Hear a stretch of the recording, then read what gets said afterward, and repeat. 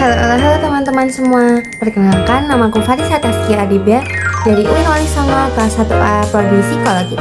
Nah, kenapa sih aku bikin video ini? Nah, sesuai dengan judulnya teman-teman, saya akan mereview parenting dari salah satu public figure di Indonesia, yaitu Nikita Willy dan pasangannya yaitu Indra.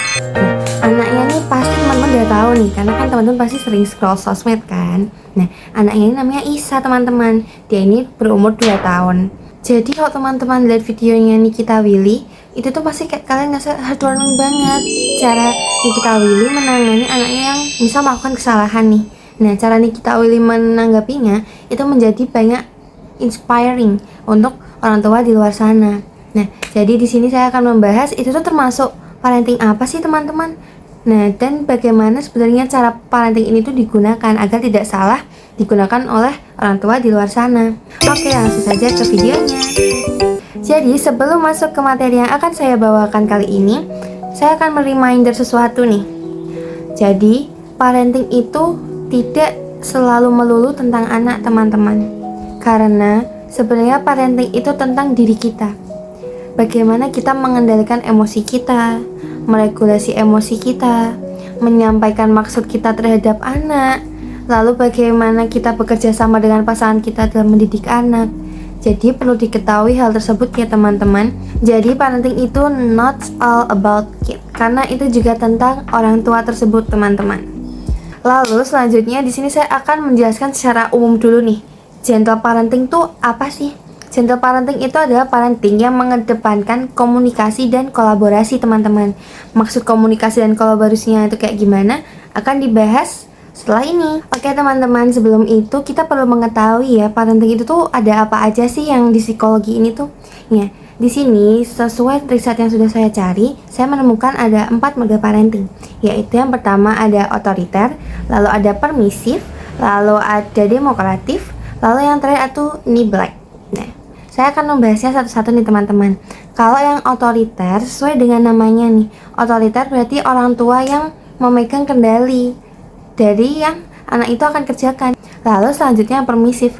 Kalau permisif ini itu dia tuh masih mendengarkan anaknya, tapi itu tetap lagi nih teman-teman, aturan berlaku dan punishment juga berlaku. Lalu selanjutnya kalau yang demokratif ini tuh mungkin yang paling banyak digunakan ya, atau mungkin yang menurut teman-teman semua ini tuh paling ideal. Nah, kalau demokratif ini tuh sesuai dengan namanya, berarti itu mendengarkan apa yang anak katakan dan mendiskusikannya secara bersama. Lalu yang selanjutnya itu neglect. Kalau yang neglect ini tuh jadi itu semua kebutuhannya itu tuh terpenuhi, tetapi orang tua ini tuh tidak perhatian sama anaknya. Jadi kalau semisal anaknya melakukan kesalahan kayak, oh ya udah serah kamu deh, kayak gitu. Jadi kayak cuek, mungkin bisa dibilang kayak gitu. Nah, lalu lanjut ke sesuai topik yang tadi saya bahas. Gentle parenting ini tuh sebenarnya antara otoriter dan permisif teman-teman. Tapi itu bukannya otoriter banget, tapi itu juga bukannya permisif. Nah, banyak orang-orang yang bilang gentle parenting ini tuh sebenarnya versi lembutnya otoriter. Teman-teman, kalau gentle parenting ini tuh sebenarnya pembedanya ada di punishment. Sebenarnya kalau di gentle parenting ini bukan menggunakan punishment, tapi menggunakannya itu namanya konsekuensi. Perlu diketahui teman-teman, kalau punishment itu misalnya teman-teman melakukan kesalahan, terus sama orang tua teman-teman tiba-tiba kayak gini, HP-nya diambil nih. Kalau enggak, kamu nggak boleh megang HP selama 1 minggu. Itu namanya punishment teman-teman. Kalau namanya konsekuensi, semisal teman-teman itu menumpahkan air nih. Nah, orang tua teman-teman akan menyuruh teman-teman untuk membersihkan. Contohnya seperti baby Isa nih teman-teman. Baby Isa waktu itu pernah nggak sengaja tuh bikin suara keras dan membuat Nikita Willy tuh kaget kayak gitu. Terus Nikita Willy kayak bilang, it's okay Isa, gak apa-apa, lain kali jangan begitu lagi, nanti ibu kaget. Nah, berarti tuh menjelaskan secara rinci gitu loh teman-teman. Maksudnya kayak kenapa gak boleh. Jadi tuh menjelaskannya secara pelan-pelan. Jadi teman-teman, gentle parenting tuh mungkin menurut teman-teman kayak orang tuanya gak pernah marah. Lah itu tuh salah banget teman-teman. Karena gentle parenting itu sebenarnya tetap orang tuanya harus menetapkan regulasi emosi yang baik. Jadi kalau misal dari orang tuanya regulasi emosinya sudah baik, penyampaian terhadap anak tersebut pun juga akan baik. Nah, semisal begini nih, kalau semisal anak tersebut kita suruh mandi, misal kita tanya, "Nak, mau mandinya kapan?" Misalnya anaknya kayak ngomongnya 10 menit lagi, Bu. Nah, itu deh, itu kita menunggu 10 menit. Terus waktu udah 10 menit, kita tanya, "Nak, mau kapan?" Udah 10 menit nih. Nah, itu kita mulai harus ada penekanan, teman-teman. Misalnya anak tersebut bilangnya 5 menit lagi, Bu.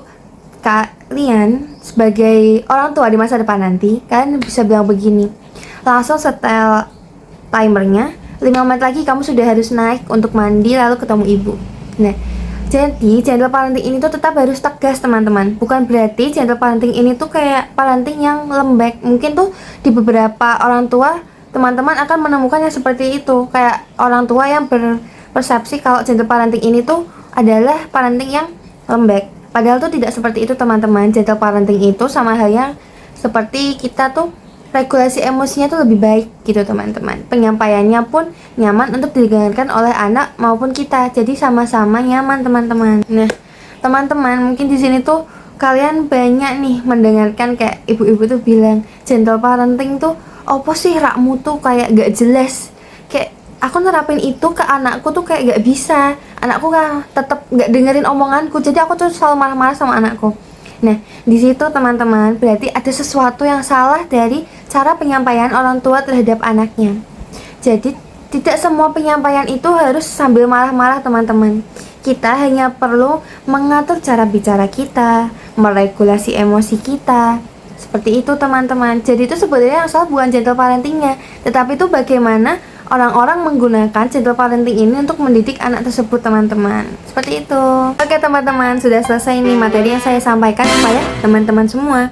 Jadi tadi intinya saya membahas tentang gentle parenting yang digunakan oleh Nikita Willy dan Indra untuk Isa. Semoga dari video ini bisa menambah pengetahuan kita semua terkait gentle parenting itu yang mungkin banyak orang masih salah dalam mengartikan gentle parenting tersebut.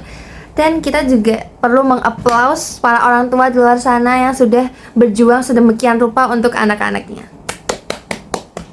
Oke, sekian dari saya. Kurang lebihnya mohon maaf. Goodbye guys. See you again.